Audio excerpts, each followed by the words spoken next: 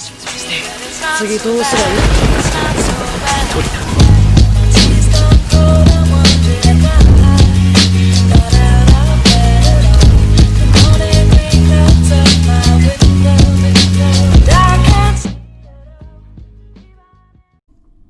Salut, c'est Zoku. Bon, après un an d'inactivité, je suis de retour. On va essayer d'être un peu actif au moins un minimum. Mais bon, là n'est pas le sujet car aujourd'hui, toi et moi, on va un petit peu théoriser machin. Bon, normalement, cette vidéo contient pas de spoil, en tout cas sur le manga. Du coup, si tu suis que l'animé, t'as juste besoin d'avoir vu les 2 premières saisons et c'est nickel. Et puis si tu les as toutes vues, bah c'est que du bénéf, hein. Mais bon, là on s'écarte un peu du sujet, tu vois. Du coup, comme tu l'as vu dans le titre, on va s'intéresser au frère de Tenya, Tensei, l'original Ingenium, qui, adulé par ce dernier, pourrait bien naître un sombre fils de pute. Cependant, avant de parler d'Ingenium, on va devoir parler un peu de Stain et des raisons qui me font dire que le frère de Tenya n'est pas tout rose et peut se révéler être un vilain. Bon, pour certains qui devraient sûrement relire MHA commence vraiment à partir de l'arc Stain. Alors, ils ont faux, bah déjà il y a 40 chapitres avant, faut pas se foutre de la gueule du monde, et une saison et demie. Mais d'un côté, ils ont un peu raison. Je m'explique. On peut dire que c'est vraiment à partir de cet arc-là que les héros sont nuancés. Pas tout blancs et sont finalement que des humains. Même si à vrai dire, on le voit un peu avant, 2 fois notamment, au moment du tournoi avec Shoto et son daron le psychopathe, qui même s'il est un héros et le numéro 2, est un sacré fils de pute.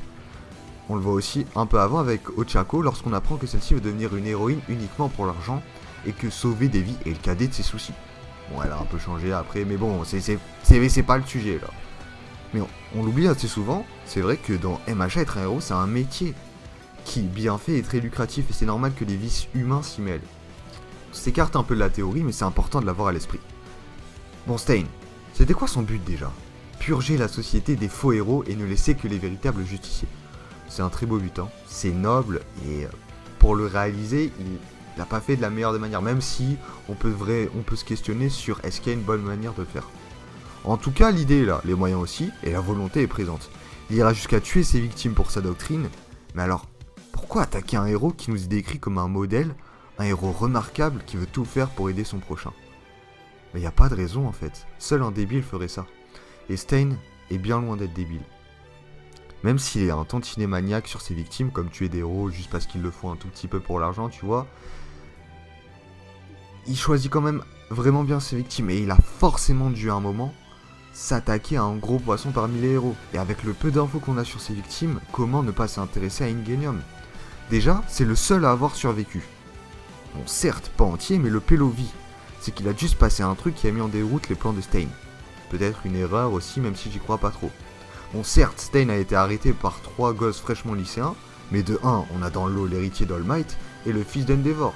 Qui plus est, si Shigaraki n'avait pas pris le seum contre Stain et n'aurait pas attaqué Hosu, Tenya et le héros indien là, le mec bizarre là, il serait mort et Stain aurait continué à tuer des héros pour achever son idéal.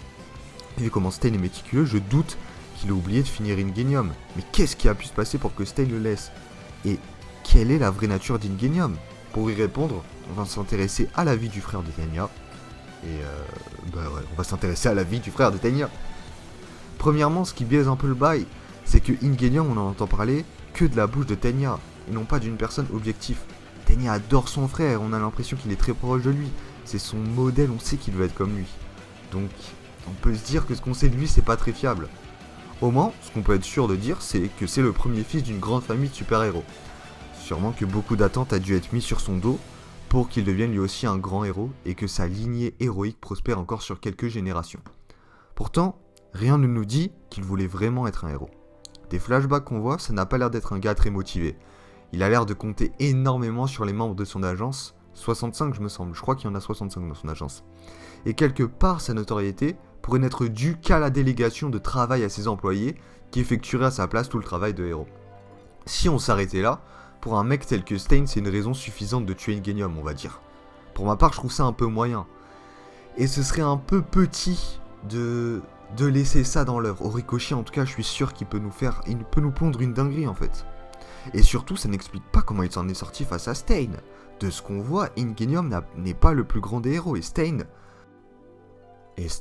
je doute de plus en plus qu'il ait fait une grosse erreur de le laisser en vie, en fait. Donc, il nous laisse quoi comme situation? Soit une erreur de Stain qui est peu probable, soit Ingenium a tout fait pour rester en vie, ou soit il s'est passé un truc qu'on sait pas, et Ingenium cachait bien son jeu et aurait pu avoir un atout dans sa manche.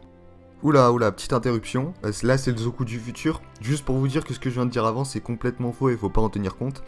La raison pour laquelle Ingenium, donc le frère de Tenya Tensei, est resté en vie, c'est parce que Stain l'a délibérément, de son propre arbitre, laissé en vie. Donc c'est pas une erreur de sa part, Ingenium n'avait pas caché un Sharingan ou je sais pas quoi, non c'est juste Stain qui l'a laissé en vie, qui l'a laissé en vie pour faire passer un message. Du coup, on peut se dire comme ça que ça dénature un peu la théorie et que ça la fausse complètement, mais pas du tout, et je vais vous dire à la fin de la vidéo pourquoi je pense même que cette action de délibérément laisser Ingenium en vie accentue encore plus la possibilité de cette théorie. Du coup là je vous laisse avec la fin, franchement désolé pour l'erreur, ça se reproduira plus, désolé, hein.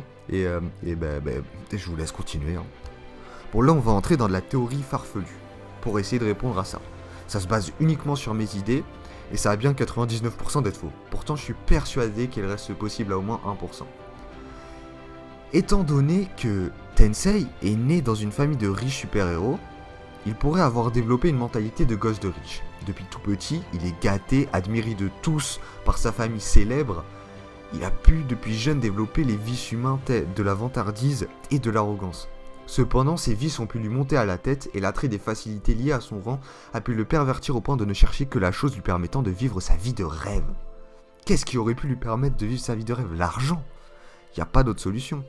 Pour cela, le Boog a un destin tout tracé, en tout cas c'est ce qu'il dit.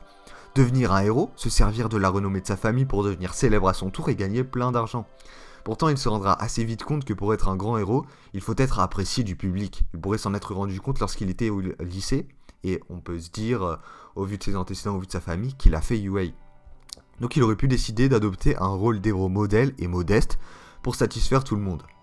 Il serait alors intéressant, étant donné que Tensei est de la même génération qu'Aizawa et Present Mike, ils ont tous les trois 30 ans à peu près, de voir des flashbacks de ces derniers, donc Aizawa et Present Mike, où l'on voit un Tensei arrogant et manipulateur de l'époque où, lorsqu'il était à UA, n'avait pas pris conscience du rôle à adopter pour être apprécié. Ensuite, être un héros ça demande des efforts, en tout cas pour un grand héros, et Tensei, dans notre théorie, déteste en faire. Voilà donc quand aurait pu germer l'idée d'avoir des subordonnés pour faire tout le boulot. Cependant, à un moment donné, jouer ce rôle ne suffisait plus pour lui. Il ne gagnait pas assez d'argent, en tout cas à son avis. La plupart de ce qu'il gagnait, il le dépensait pour ses larbins, et ça, il n'aimait pas ça. C'est d'ailleurs un fait connu et prouvé.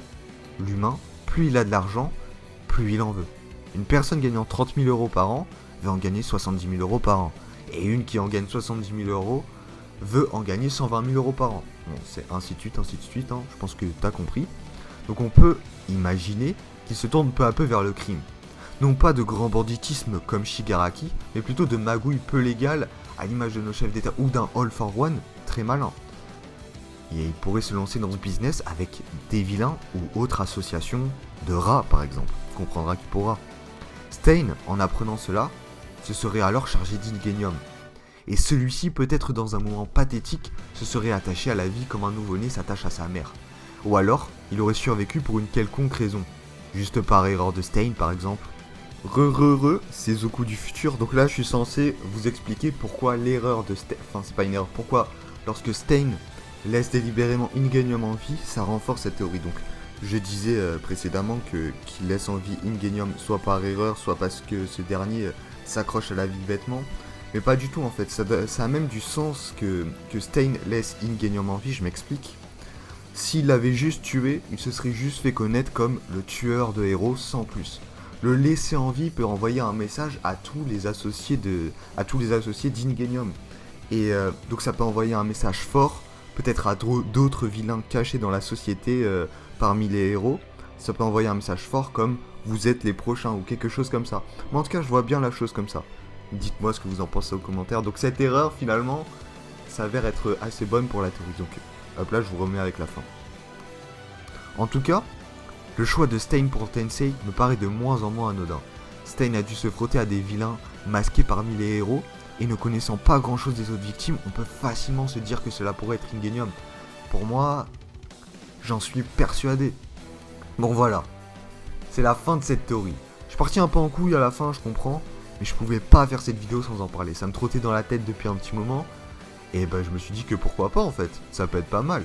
Si par le plus grand des miracles ça s'avérait vrai, ce serait grave lourd de voir comment réagirait Tenya dans un arc, un petit arc ou un grand arc, ça dépend de ce qu'il mettrait dedans, mais vraiment concentré sur Tenya et sa famille. Et j'aimerais vraiment qu'Horikoshi nous fasse justement nous intéresser à la famille de Tenya plus en détail, parce qu'il y a vraiment un bail à faire. On pourrait avoir un truc comme il a fait avec les Todoroki. En tout cas, si t'as kiffé la vidéo, bah tu sais quoi faire. Hein. Si t'as des avis par rapport à cette théorie, des idées qui germent dans ta tête, tu peux tout écrire en commentaire. Si t'as envie de discuter ou quoi sur les réseaux, bah mes réseaux, les liens sont en description, voilà. Donc moi je te dis salut à toi mon BG, on se dit à plus. Il y a d'autres vidéos qui arrivent prochainement sur la chaîne, dont une autre petite théorie MHA. Donc si ça t'intéresse, bah abonne-toi et ça devrait sortir dans pas longtemps.